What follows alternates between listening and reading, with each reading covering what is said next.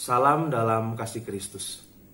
Ibu saudara, saya percaya, saya yakin tidak ada satu orang pun yang bisa hidup tanpa perubahan atau tanpa mengikuti perubahan yang terjadi. Sejak dulu sampai sekarang pasti kita boleh mengingat ada banyak sekali perubahan yang tidak bisa kita hindari yang kemudian mengharuskan kita untuk hidup menyesuaikan perubahan tersebut. Khususnya juga di tengah kondisi pandemi yang masih belum berakhir saat ini. Kita harus menyesuaikan diri dengan banyak hal, dengan banyaknya perubahan.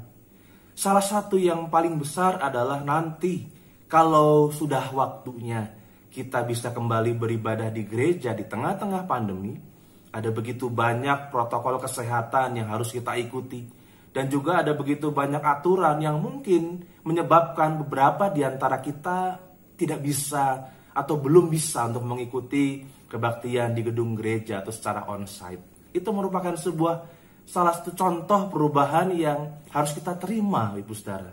Yang harus kita jalani karena kondisi saat ini. Rasul Paulus juga pernah mengalami hidup dalam sebuah perubahan yang di mata orang lain sih dia mengalami penurunan atau jadi lebih jelek. Tapi di mata Rasul Paulus itu justru suatu hal yang lebih membanggakan buat dia. Surat Filipi pasal 3 ayat yang ke-8 mengatakan demikian. Malahan segala sesuatu kuanggap rugi karena pengenalan akan Kristus Yesus Tuhanku lebih mulia daripada semuanya. Oleh karena dialah aku telah melepaskan semuanya itu dan menganggapnya sampah supaya aku memperoleh Kristus. Segala kejayaannya di masa lalu ketika dia masih bernama Saulus itu diimpi-impikan oleh banyak orang. Tetapi bagi Rasul Paulus yang lebih penting buat dia, yang lebih berharga buat dia, yang lebih membanggakan adalah ketika dia boleh menjadi anak Tuhan. Ketika dia boleh menjadi milik Kristus, ketika dia mengenal, berjumpa dengan Tuhan Yesus, itu merupakan sesuatu hal yang tidak bisa dibandingkan dengan apapun juga. Walaupun perjalanan kehidupan pelayanan Rasul Paulus tidak mudah, ada begitu banyak hal sulit, masalah yang harus dihadapinya, tapi tetap saja di mata Rasul Paulus, perubahan menjadi seorang anak Tuhan itu yang jauh lebih indah. Bagaimana dengan kita, Ibu Saudara?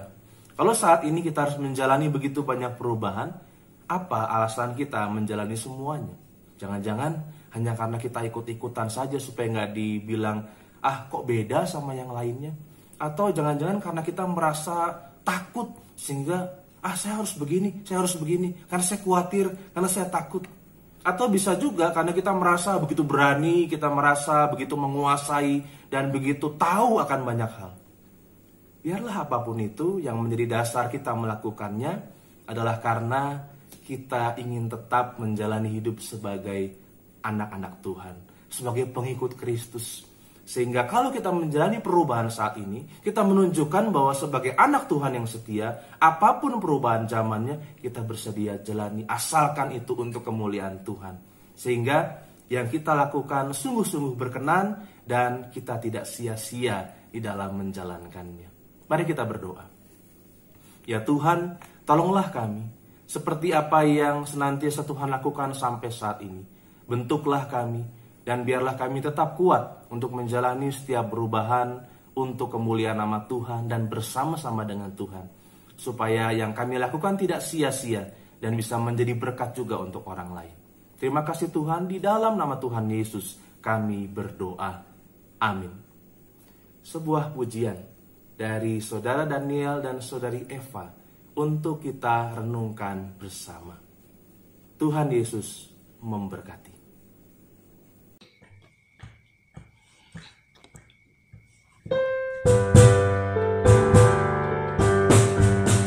Perubahan besar di kehidupanku sejak Yesus di hatiku, di jiwaku bersinar terang yang cerah sejak Yesus di hatiku, sejak Yesus di hatiku.